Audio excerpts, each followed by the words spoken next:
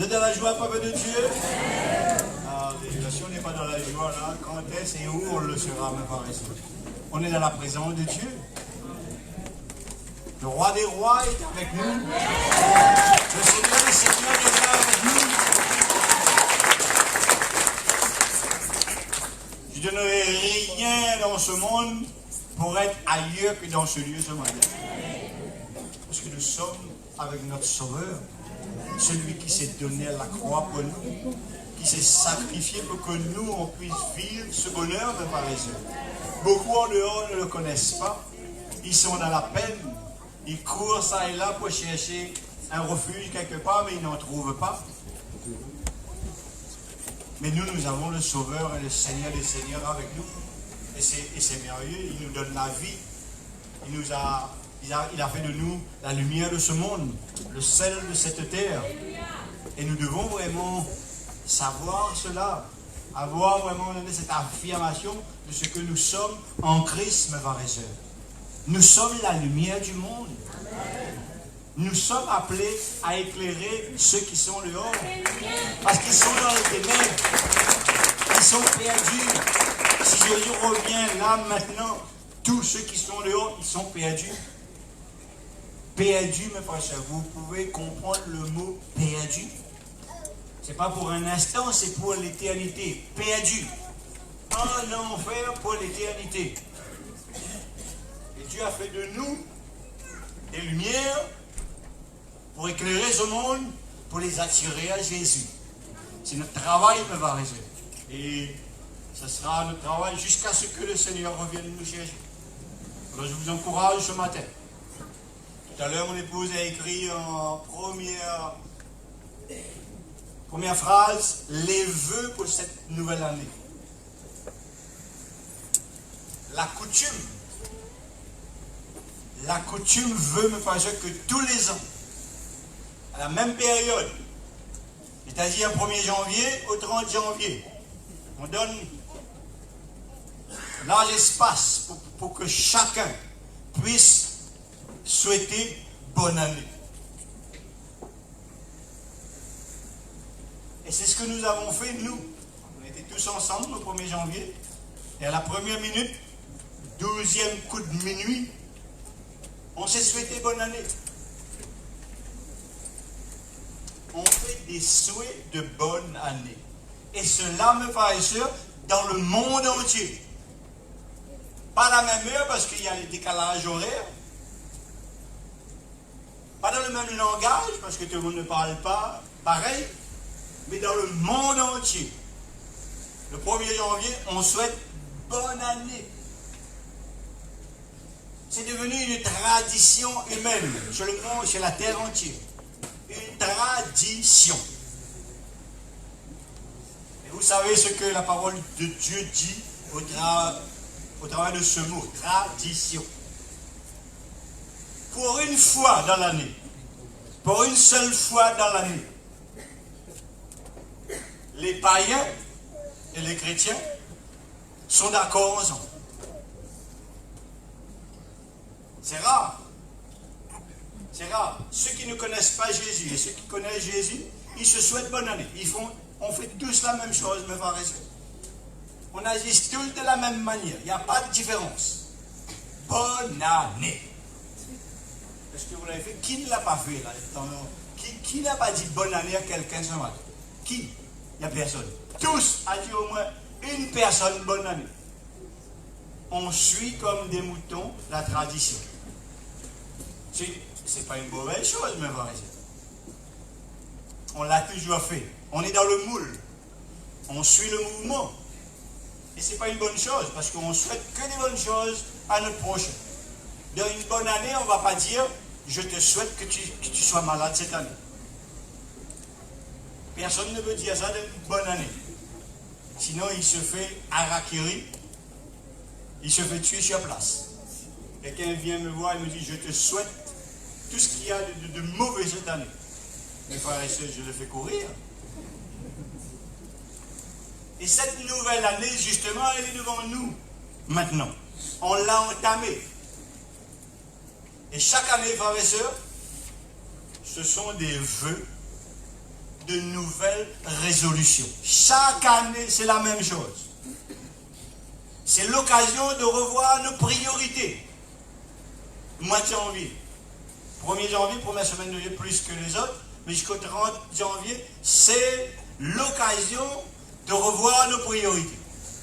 C'est l'occasion de nous fixer des objectifs nouveaux, selon le plan de Dieu. Parce que nous sommes des chrétiens.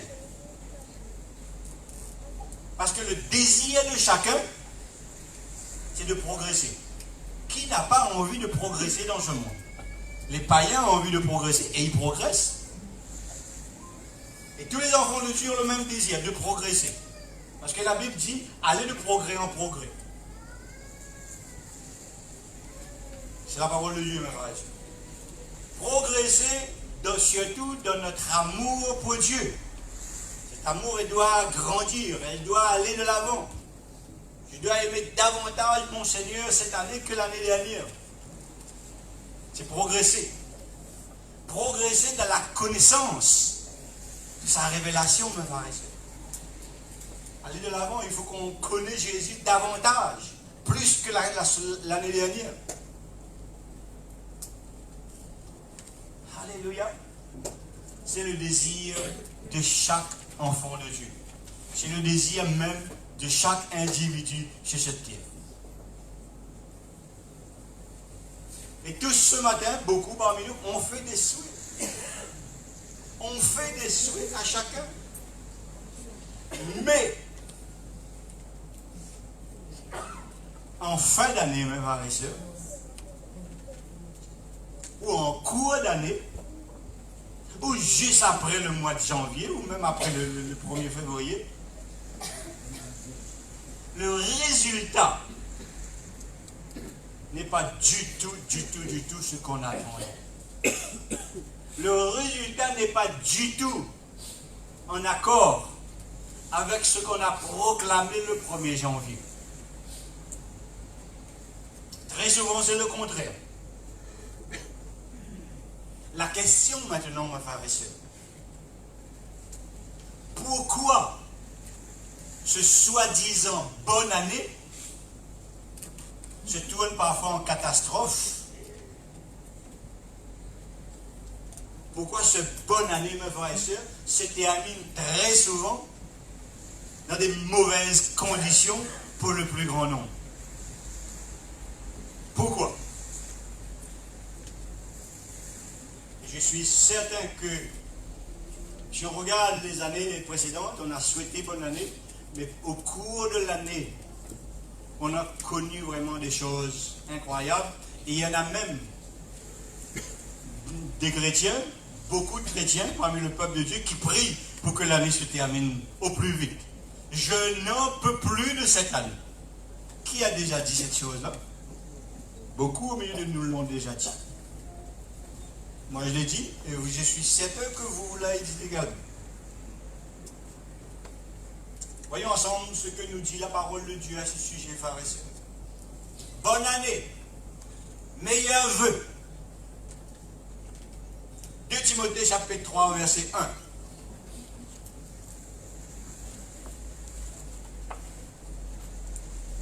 Pour ceux qui notent, et écoutez, je vais vous lire. Il dit, sache que dans les derniers jours, il y aura des temps difficiles. Déjà, mes frères, déjà là, avec ce verset, la bonne année, elle prend une claque.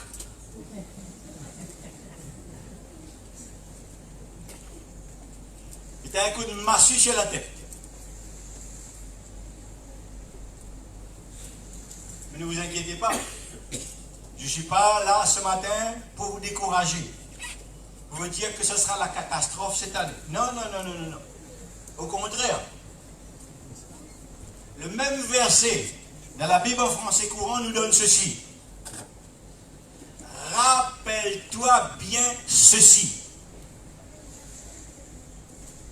C'est adressé à ceux qui connaissent la parole de Dieu. À ceux qui se sont donnés déjà à Jésus-Christ. Vous connaissez la parole de Dieu, nous connaissons la parole de Dieu. Rappelle-toi. C'est un rappel que dans les derniers temps, rappelle-toi ceci. Dans les derniers temps, il n'y aura que des bonnes choses, que des bonnes années. C'est ce qui est écrit dans votre Bible. Rappelle-toi bien ceci, dans les derniers temps, il y aura des jours difficiles. La parole vivante maintenant, qui commence comme ceci. Sache bien, pour ceux qui n'ont jamais entendu, la parole est donnée à tous ceux qui écoutent la parole. Sache bien, si tu ne connais pas, apprends-le aujourd'hui. Le Seigneur parle à tous ceux qui n'ont jamais entendu la parole. Sache bien que des temps difficiles nous attendent. La période finale de l'histoire de ce monde, la période finale, il y a une finalité. Ça va bientôt se terminer. Le Seigneur va revenir prendre son Église. Ceux qui ont accepté Jésus vont aller dans la félicité, dans le royaume de Dieu. Et tous ceux qui vivent comme des païens, comme la plupart dans ce monde, vont aller en enfer. Il n'y a pas d'intermédiaire. Alors une certaine religion ont fabriqué un intermédiaire. Ne vous inquiétez pas, vous mourrez, vous allez au purgatoire, et puis ceux qui sont sur la terre, ils vont prier pour vous. Vous inquiétez pas. Vous n'avez pas été capable de faire ce qu'il faut quand vous étiez dans ce monde. Nous, on va s'en charger pour vous. Vous inquiétez pas. Vas-y, faites ce petit tour au purgatoire, et puis nous, on s'occupe de tout. Mais ce n'est pas biblique. C'est un mensonge. Le purgatoire n'existe pas, et ça n'a jamais existé. La période finale de l'histoire de ce monde sera une époque périlleuse et trouble. Bonne année. La tradition. Mais Dieu, lui, il nous dit que ce sera une époque périlleuse et trouble. Si je me tiens à ce qui est écrit, mes frères et sœurs, je ne peux pas affirmer que l'année 2020 sera meilleure que l'année 2019. Parce que, année après année, Dieu nous dit que ça va devenir de plus en plus difficile. Est-ce que nous devons nous lamenter, frères et sœurs, pleurer, gémir, vivre dans la peur de ce qui va se passer cette année? Surtout pas. Surtout pas, parce que nous sommes enfants de Dieu. Nous ne sommes pas dans ce monde, nous. Les gens qui sont dehors ne savent plus quoi faire. Le gouvernement ne savent plus quoi faire. Les gouvernements ne savent plus quoi faire. Parce que c'est dans le monde entier pareil. On entend des choses qui se passent en ce moment dans tous les pays, il y a la révolution. Mais nous, mes frères et sœurs, nous qui sommes de Dieu, nous n'avons pas à nous inquiéter. Nous allons entrer, bien sûr, nous allons voir ces temps difficiles. Mais nous ne sommes plus de ce monde. La Bible nous dit que nous sommes assis dans les lieux célestes en Jésus-Christ. Si on se conforme à ce qui est écrit dans la parole, on n'a rien à craindre, mes frères et sœurs. Nous avons Dieu de notre côté.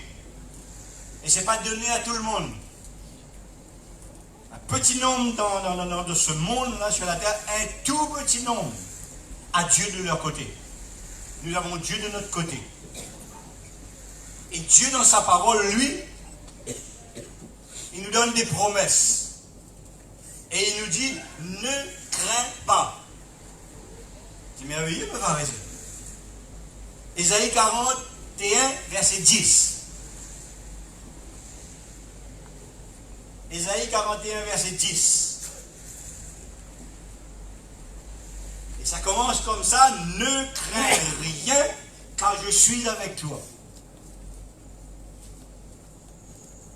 Ne promène pas tes regards inquiets. Tu vas voir, tu vas entendre des choses qui risquent de te faire peur, qui risquent de te conduire sur un chemin de l'inquiétude. Mais l'inquiétude n'est pas pour le peuple de Dieu. Il dit, car je suis ton Dieu, je te fortifie, je viens à ton secours, je te soutiendrai de ma droite triomphante. Il y a la victoire, mes frères et sœurs. Pour chacun de nous, pour tous ceux qui vivent selon les principes de la parole. Ici, Dieu nous fait une des promesses, mes frères et sœurs, les plus magnifiques, merveilleuses. À nous de le prendre pour nous ou de le refuser. Il nous promet protection, mes frères et sœurs. Pendant ces temps de troubles et de désespoir que le monde est en train de connaître.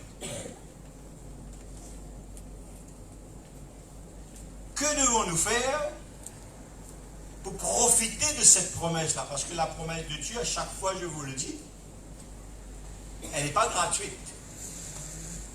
Il n'y a pas à payer. Le Seigneur dit, viens sans argent. Au niveau pécunier, ne vous inquiétez pas. Mais il y a quelque chose à faire à notre niveau, mes frères et sœurs. Et la Bible dit que c'est très facile à vivre selon les principes de Dieu. C'est très facile. Il faut juste avoir la volonté. Parce qu'il a mis en nous tous les bons dépôts au moment où on a accepté le Seigneur. Il a mis la foi, il a mis la joie, il a mis tout ce dont nous avons besoin pour pouvoir exercer la parole dans nos vies. Comment faire? Ben, les réponses se trouvent toujours dans la parole, nulle part ailleurs. On ne peut pas prendre un autre livre dans ce monde et dire, là c'est écrit, quelqu'un a écrit que tu seras riche, que tu auras ceci. Non, tout se trouve dans la parole de Dieu. Josué chapitre 1 verset 8. Et ce verset, mes frères et sœurs, est la condition ultime pour recevoir la protection de Dieu dans ces années troubles qui arrivent, mes frères et sœurs, année après année. Et ça a commencé bien avant, hein, ça ne commence pas maintenant. Mais comme le Seigneur dit que ce sera de plus en plus, bien sûr, chaque année, ça devient, ça monte. L'aiguille tourne dans le rouge, et on est déjà dans le rouge. Pour moi, mes frères et sœurs, il n'existe pas d'autre moyen pour recevoir la protection de Dieu. Alors que nous dit le verset 8 de Josué chapitre 1, mes frères et sœurs? Il est dit ceci, que ce livre de la loi ne s'éloigne point de ta bouche. Il n'est pas dit de tes oreilles, il n'est pas dit de ton nez, il n'est pas dit de tes yeux, il n'est pas dit de tes pieds. Les mots, mes frères et sœurs, ont une importance capitale. Que ce livre de la loi ne s'éloigne point de ta bouche. Médite-le jour et nuit. Médite-le jour et nuit.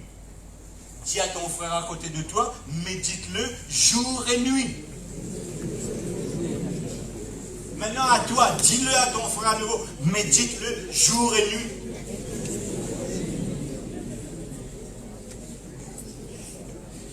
Pourquoi le méditer jour et nuit, frères et sœurs? Dit pour agir fidèlement selon tout ce qui est écrit. Car c'est alors, lorsque tu auras médité, que tu auras du succès dans ces temps périlleux et troubles qui arrivent chaque année, mes frères et sœurs. Car c'est alors que tu auras du succès dans tes entreprises. Tu vas parler seulement aux chefs d'entreprise. Les entreprises, c'est ta vie. Même si tu n'as pas une entreprise, ce verset est pour toi.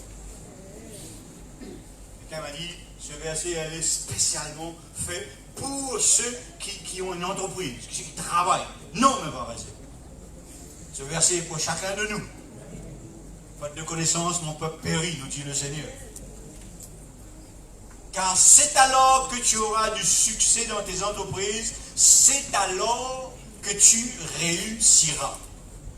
Tu peux souhaiter, je peux souhaiter bonne année 1000 fois, toute l'année, depuis le 1er jusqu'à 30 janvier, bonne année. Je peux te dire tous les souhaits, je peux te donner tous les cadeaux au travers de ma bouche. Proclamer la bénédiction.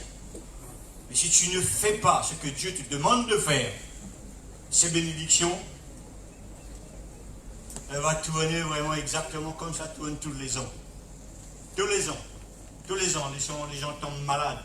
Les gens tombent dans la pauvreté de plus en plus. Les gens en dehors, ils font pitié. Quand on entend leur histoire, on a envie de pleurer. Et très souvent, moi, je pleure quand je les écoute. Et comment ils font pour vivre une telle vie? Alors, pour essayer de se sortir de leurs problèmes, ils essaient de mener un peu la fête. Ils vont en boîte et ils font des choses qui n'est pas permis de faire. Pour s'évader un petit peu, parce que c'est trop difficile. 25 ans que j'ai donné ma vie, j'ai plus mis le pied dans une boîte de nuit, me paraît. J'ai pas besoin de boîte de nuit pour être heureux, j'ai besoin de Jésus pour être heureux.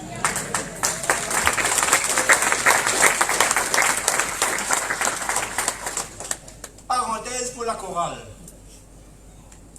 J'ai pas préparé mon message après la réunion d'hier au soir. Hein.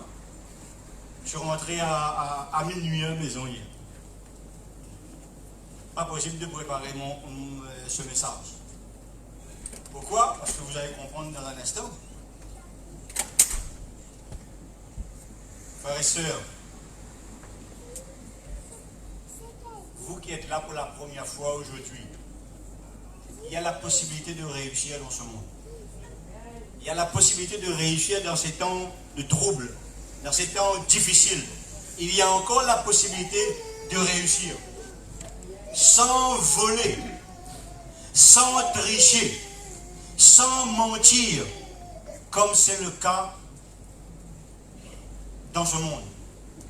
Comme c'est le cas pour beaucoup et parfois, tout ce qui est le plus désolant, c'est qu'on trouve cela même dans la vie des chrétiens. Voler, tricher, mentir. On n'a pas besoin de cela pour réussir, mes frères et sœurs. Pas besoin. Il suffit de vivre la parole de Dieu. Dieu, lui, dans sa parole, il nous donne les secrets du succès. Prenez ce verset et serrez-la très fort sur vos cœurs. Mon frère, prends-la et serre très fort sur ton cœur. Ma soeur fait de même. Josué, chapitre 1, verset 8, et tous les versets qui suivent. Lisez et apprenez ces versets par cœur. Lorsque vous allez voir les difficultés se présenter, mettez-vous devant le Seigneur avec votre parole puisque vous la connaissez. Vous l'aurez appris par cœur. Dis Seigneur, regarde ce que toi tu as écrit. La Bible nous dit de mettre le Seigneur à l'épreuve parfois. Lorsque tu rencontres un problème, ce n'est pas l'heure de te lamenter, ce n'est pas l'heure de pleurer, ce n'est pas l'heure de te tourner vers le monde et vers les païens. C'est de proclamer les promesses que Dieu a mis dans sa parole, mes frères et sœurs. Pour moi, voilà les vœux que Dieu, lui, il donne à son peuple ce matin. Il ne te dit pas bonne année. Il ne te dit pas meilleur souhait. Non, Dieu ne dit pas cela, mes frères et sœurs. Sinon, ça serait contraire à sa parole. Et il ne dit jamais le contraire de ce qu'il a écrit dans sa parole. Les souhaits de Dieu pour toi, mon frère, pour toi, ma soeur, pour chacun de nous ce matin, que ce livre de la loi ne s'éloigne point de ta bouche. Médite-le jour et nuit. Voilà pourquoi tout à l'heure, mon épouse a écrit de donner au vœu au peuple. Je dis non, je ne donne pas de vœu au peuple. Parce que Dieu m'avait déjà parlé, mes frères. Et moi, je fais comme Dieu m'a demandé de faire. Je ne vous dis pas bonne année. Je ne vous dis pas bonne année parce que ça ne sera pas une bonne année. Et c'est un principe, mes frères et sœurs, qui fonctionne pour tout le monde. Pour tous ceux qui ont accepté Jésus-Christ. Pour tous ceux qui sont passés par les eaux du baptême. Ils sont morts à eux-mêmes. Et ils sont sortis de l'eau en nouveauté de vie. Remplis de la puissance de Dieu, de la présence du Saint-Esprit dans leur vie. Ce n'est pas écrit seulement pour les prédicateurs, mes frères et sœurs, ces versets. Ce n'est pas seulement écrit pour la chorale ou pour ceux qui travaillent pour le Seigneur. C'est pour nous tous. C'est pour vous et pour moi, mes frères et sœurs. Pour nous tous. Pour tous ceux et celles qui décident de faire la volonté de Dieu. Amen. Amen. Dites un amen plus fort, mes frères et sœurs. Alléluia, applaudissez le Seigneur.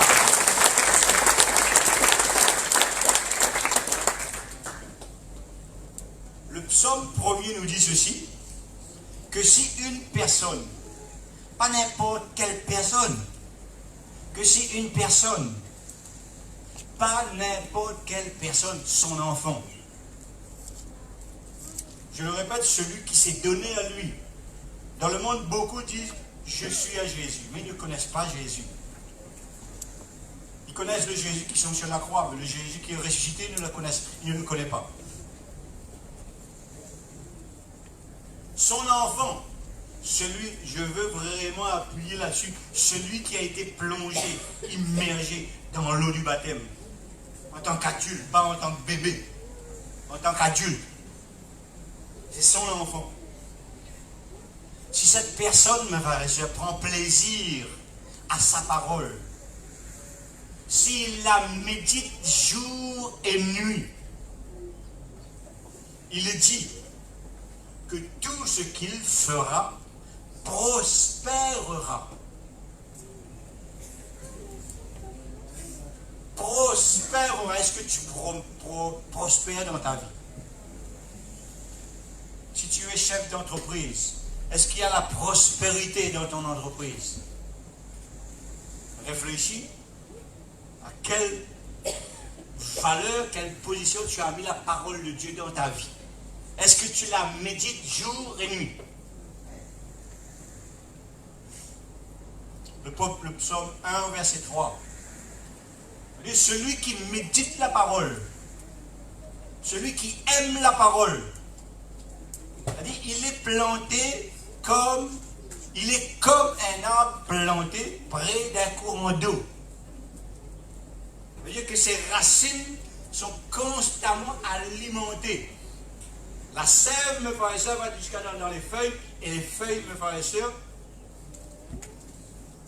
qui donne son fruit en sa saison et dont le feuillage ne flétrit point.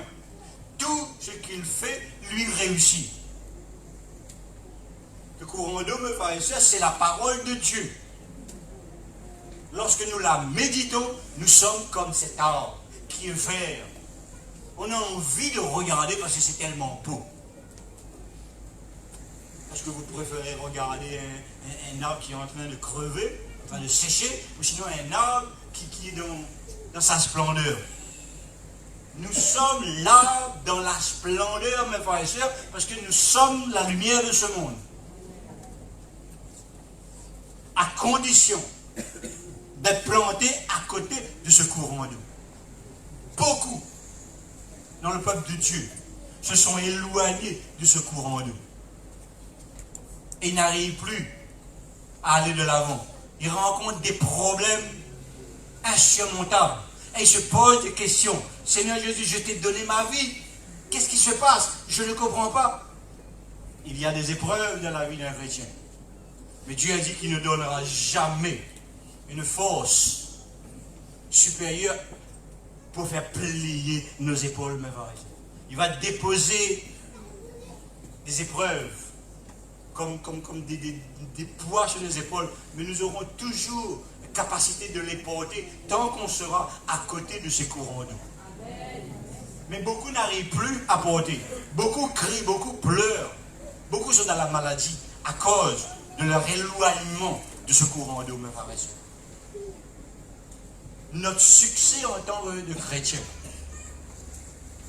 notre succès en tant que chrétien, frères et sœurs, est directement lié à notre relation avec la parole de Dieu.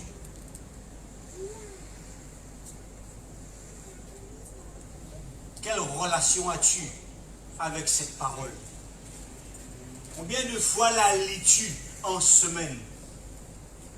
Combien de fois prends-tu le temps de prier ton Seigneur? Comment faire pour y arriver, frères et sœurs?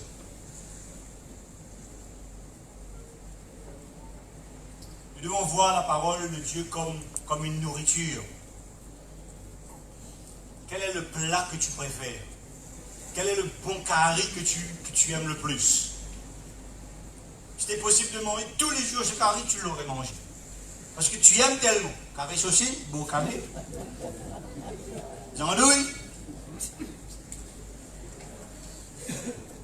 La morue frite avec un rougail et tomate.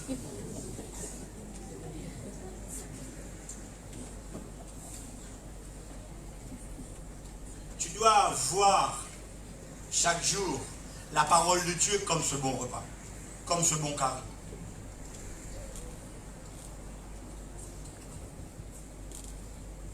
Bon nombre de problèmes qu'on rencontre dans la vie des uns et des autres sont causés, mes frères et sœurs, par la malnutrition spirituelle.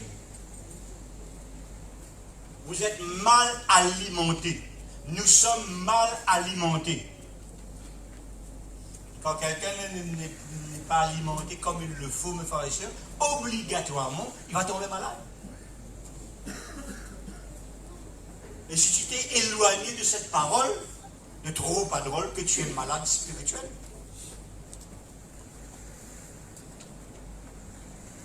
La parole n'a plus vraiment sa place, mes frères et sœurs, dans la vie de beaucoup de chrétiens. Dans la vie de beaucoup de chrétiens, il y a beaucoup de chrétiens qui ne lisent plus la Bible. Ils ne prennent pas un temps. Ils lisent la Bible comme ils lisent n'importe quel livre, quand ils ont un petit temps. Mais ce n'est pas respecter Dieu en faisant cela. Dieu demande, mes frères et sœurs, dans sa parole, la façon de lire sa Bible, de lire sa parole. Pas comme nous la voulons de temps en temps, une fois par semaine et parfois une fois dans l'année. La poussière dans le temps monte sur la Bible. Tu connais l'histoire du petit cuillère en or? Il y a un couple qui reçoit, un couple de pasteurs qui reçoit un autre couple de pasteurs. Un couple de pasteurs qui reçoit un autre couple de pasteurs chez eux. Passe le temps, très très bien, tout se passe bien. Le prédicateur, il arrive, il prêche sur notre prédicateur. Ils sont heureux. Il est arrivé le partir, au revoir. Merci beaucoup pour le travail accompli. Ça a été parfait. Et quelques temps après, l'épouse cherche quelque chose dans sa maison et ne trouve pas. Elle a reçu un cadeau. Vraiment, c'était des petites cuillères en or. Petite cuillerée en or. Il en manque un. Personne n'est venu chez eux à part ce couple de pasteurs. Mais moi, son mari, il dit, on les a reçus à la maison et ils nous ont volés. L'année ensuite, ce même couple revient. Tous les ans, on aime répéter les choses. Et il vient toujours chez ces mêmes prédicateurs. À nouveau une semaine ensemble. Et un soir, la dame, elle ne pouvait plus. Elle n'en pouvait plus. Elle dit, je vais vous poser une question, ne prenez pas mal. Vous avez volé ma petite cuillère. Et la réponse, mes frères et sœurs, elle dit, non, je ne voulais pas voler, je l'ai mis dans votre Bible.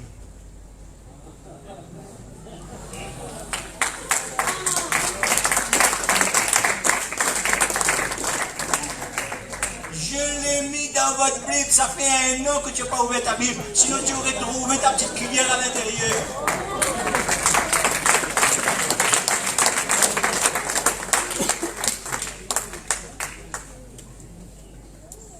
Voilà, mes frères et sœurs, résultat chez beaucoup de chrétiens. Ils n'ouvrent jamais leur Bible. C'est une catastrophe, mes frères et sœurs. Ce livre n'est pas un livre ordinaire. Ce livre n'est pas un roman. Nous ne devons pas utiliser la Bible comme nous utilisons le visu ou n'importe quel autre livre. C'est le livre le plus précieux du monde. C'est le livre le plus vendu dans le monde entier. C'est la Bible, mes frères et sœurs. Vous pouvez aller chercher si vous voulez. C'est le livre le plus vendu dans le monde entier. Ce livre, mes frères et sœurs, produit la vie. Et nous, très souvent, nous avons la mort dans notre vie. Nous avons les problèmes insurmontables.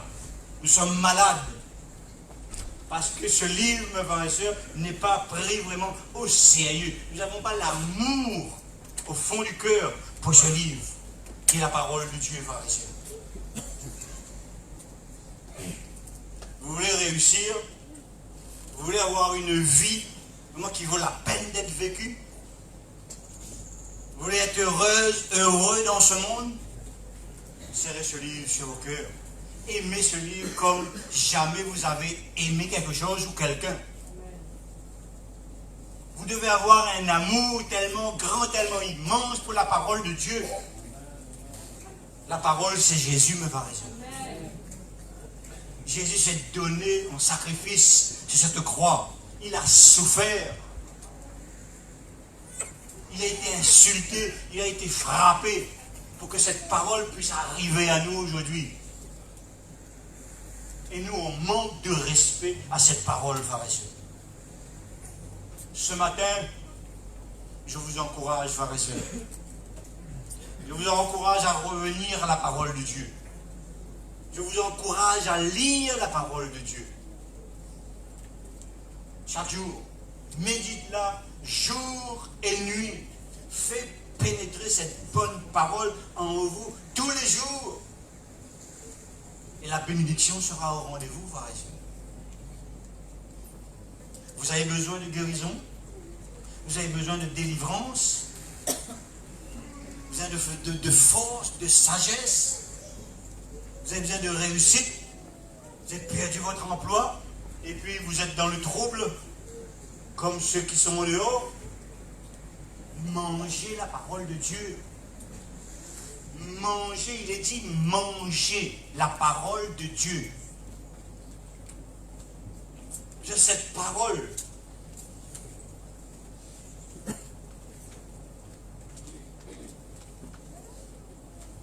Cette parole, elle est pleine du Tout-Puissant, du Dieu, le Père. Elle est pleine, mes frères et sœurs, de Jésus-Christ. Elle est pleine du Saint-Esprit. La Trinité divine dans ce livre. Il y a tout ce dont vous avez besoin pour avoir du succès dans ce monde. Tout, mes frères et sœurs. Jésus dit dans un des versets dans la parole dans le Nouveau Testament, l'homme ne vivra pas de pain seulement, mais de chaque parole qui sort de la bouche de Dieu. De chaque parole qui sort de la bouche de Dieu. Voilà la bouche de Dieu, mes frères et sœurs. C'est ça la bouche de Dieu. Et il y a des promesses là-dedans pour chacun de nous. Ces promesses sont certaines. Certaines. Pierre, lui aussi, il enseigne la même chose. Il dit que nous devons vraiment aimer la parole de Dieu afin que nous puissions grandir. Mon frère Noé, c'est fini pour toi, tu ne grandis plus, toi. Sinon, tu vas toucher le toit. Mais la parole de Dieu nous invite vraiment à aimer la parole pour grandir. Pas grandir en hauteur, grandir en connaissance, grandir en amour, les uns envers les autres, grandir dans l'unité, grandir dans le partage. Et tout cela, mes frères et sœurs, est au travers de la parole de Dieu. Comment manger la parole de Dieu? Prendre le livre et la mâcher? petit manger qu'on a par jour.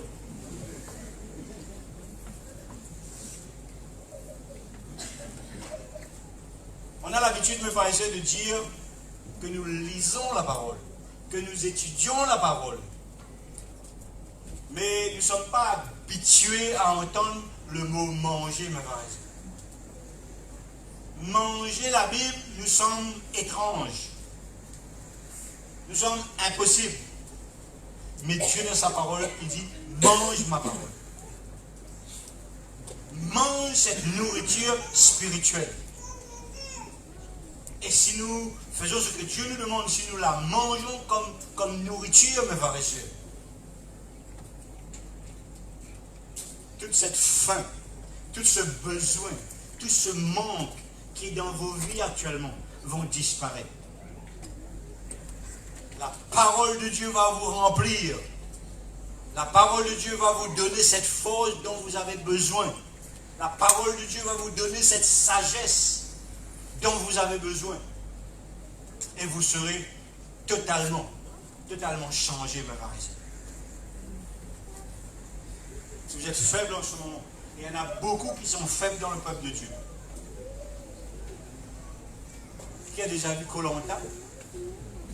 Qui connaît Koh-Lanta? J'aime cette émission, à chaque année je prépare. Je vais avoir une émission. Je ne sors pas le samedi soir pour regarder Koh-Lanta. On ne m'invitez pas quand il y a Koh-Lanta le samedi soir. Hein? Donc maintenant il y a la possibilité de regarder sur YouTube la semaine ensuite. Si tu l'as raté, ne t'inquiète pas. Dans Koh-Lanta, mes frères et sœurs, il y a un groupe d'individus qui va dans un coin retiré où il n'y a rien à manger. Et parfois ils font pitié. Hein? Ils maigrissent. À la fin, on leur donne un miroir pour regarder. Ils ont peur d'eux-mêmes. Ils ont tellement maigri qu'il n'y a rien à manger, mes frères et sœurs. Il y en a même, pendant leur séjour, ils risquent l'évanouissement. Ils deviennent tellement faibles. Maintenant, imaginez un petit peu. Nous, à leur place. Et à côté, il y a un village. Et tous les jours dans ce village, il y a... On ne peut pas aller dans ce village, il y a une barrière. C'est impossible d'aller dans ce village, mais c'est juste à côté. Ils font de bons caries. Tous les jours, il y a une odeur, un parfum qui se dégage de ce village. Et toi, juste à côté, tu as tellement faim, il n'y a rien à manger. Qu'est-ce que tu fais? Tu as tellement faim. Tu es le bord de l'évanouissement. Tu dis que tu vas prendre une bonne bouffée de cette bonne odeur. Tu vas le faire rentrer jusqu'au profond des entrailles. Ça va te remplir. Mais tu vois que tu as encore faim, ça n'a pas changé. Tu as toujours faim, ça ne change pas. Mais frères et sœurs, on est comme ça. Il y a beaucoup de chrétiens qui se retrouvent dans la même situation dans les assemblées. Ils viennent à l'église. Ils sont fidèles. Mais d'une fidélité, merci Seigneur, continue à être fidèle. C'est bon. Mais ils prennent que l'arôme qui arrive. Mais jamais ils vont prendre cette parole et la manger. Ils ne mangent jamais. Ils viennent, ils écoutent avec leurs oreilles. Qu'est-ce qui est dit de la parole de Dieu? Mangez. Vous pouvez manger avec vos oreilles, vous?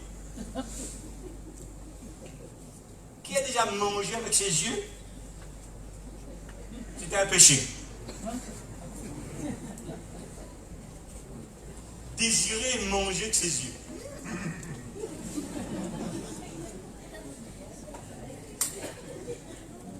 Tu ne peux pas manger avec tes oreilles, tu ne peux pas manger avec ton nez, il faut que tu manges avec ta bouche.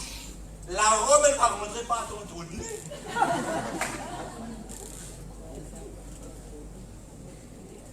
Il ne suffit pas, mes frères et sœurs, d'écouter.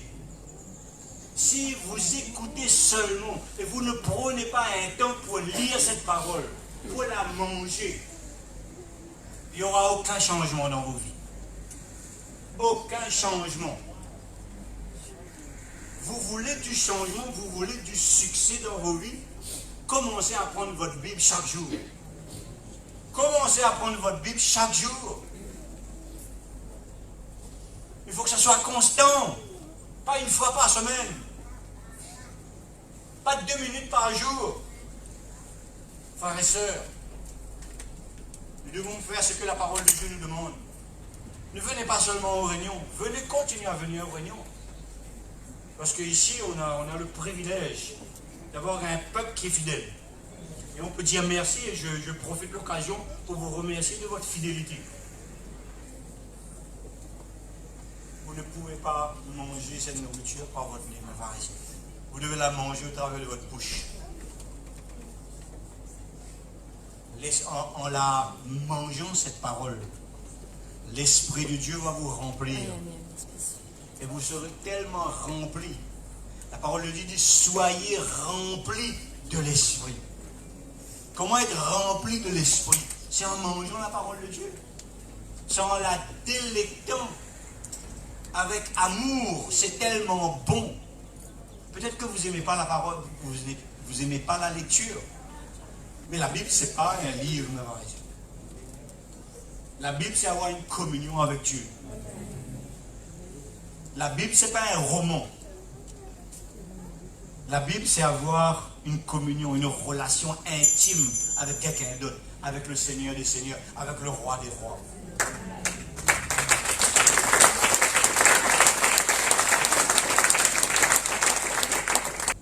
Un chrétien qui n'aime pas la lecture, il doit prier, il doit demander au Seigneur, donne-moi l'amour de la lecture, s'il te plaît, Seigneur. Il va te donner. Mais si tu demandes l'amour de la lecture et tu ne le lis pas, comment cet amour va pouvoir rentrer en toi? Ah, j'aime pas lire, je ne lis pas. Mais Seigneur, donne-moi l'amour de la lecture. Mais tu t'éloignes de plus en plus de la Bible et de ces livres chrétiens. Mais tu n'auras jamais l'amour. Tu n'auras jamais aimé la lecture. Commence. Prends la Bible, lis ta Bible, lis les livres chrétiens. Que les livres chrétiens, pas les livres du monde, pas les romans. Oublie cela. Si on a chez toi, mets-les à la poubelle. Pas de roman. À l'eau de rose. Il y en a qui aiment ça. Il y en a qui sont encore accrochés à nous deux, même si ça n'existe plus. Ils ont gardé les nous deux de leurs parents.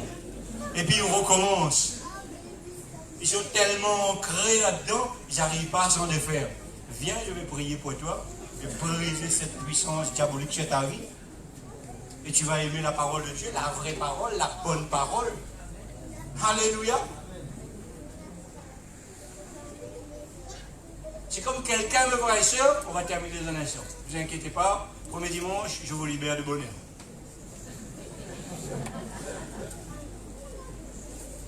C'est comme quelqu'un qui commence à faire du sport. Il ne court pas pendant des années. Et puis il voit son ventre commencer à grossir un petit peu. Il essaie de faire descendre, ça ne descend pas. Alors il va commencer à courir un petit peu. Mais je vous dis, mes frères et sœurs, au début c'est difficile. La langue, le gosier est tellement sec, fait tellement mal. Vous faites une semaine, vous dites non, arrête. Tout depuis la tête jusqu'au pied fait mal. Vous ne gagnez pas. Mais si tu persévères,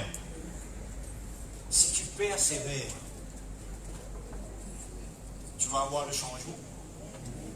Tu vas avoir le changement. Et je peux te dire que tu seras très heureux de pouvoir faire 10 km en courant. C'est possible pour quelqu'un qui n'a jamais couru. Il court 2 km, il marche 10 km. Il court 1 km, il marche 3 km. Il ne peut plus faire peur. S'il court, c'est sur 500 mètres, il ne peut pas courir plus que ça. La longue traîne à terre.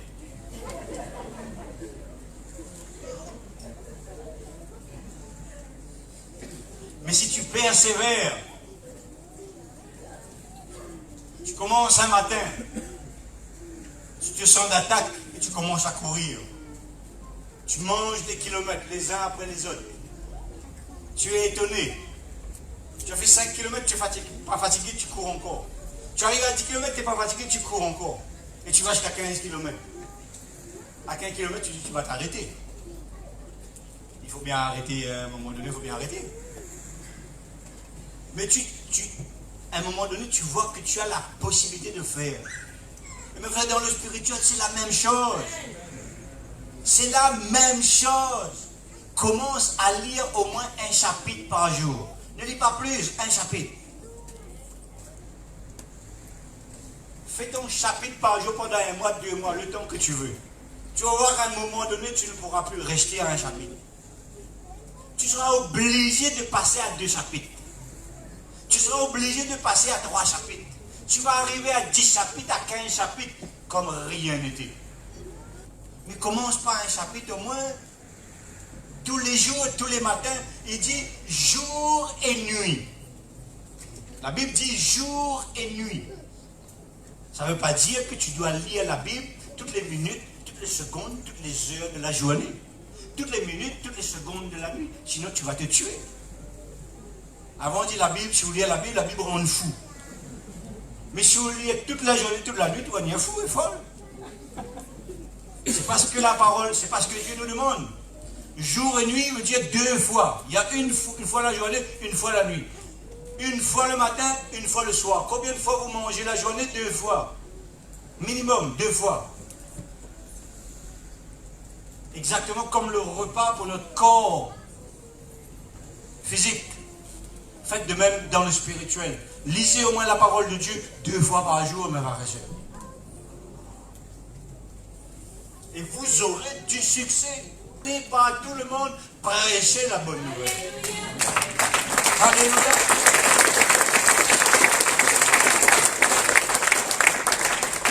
C'est ce que nous sommes appelés à faire, mes frères et sœurs. Alors prenez les vœux de Dieu ce matin. Josué chapitre 1, verset 8. Prenez ces vœux pour vous. Ne refusez pas les vœux que vos frères, vos soeurs, vos familles vous ont donnés. Je vous dis, ces vœux-là, ils ne servent strictement à rien du tout. Elle ne va pas changer votre vie. Elle ne va pas changer ce qui risque de vous arriver au courant de l'année. Mais si vous appliquez la parole de Dieu, si vous prenez Josué chapitre 1, verset 8, si vous la serrez dans vos cœurs, vous allez voir le changement, mes frères et sœurs. Et il y aura un changement. Je proclame ce matin qu'il y aura un changement au nom de Jésus. Bénissons le Seigneur, j'appelle la chorale.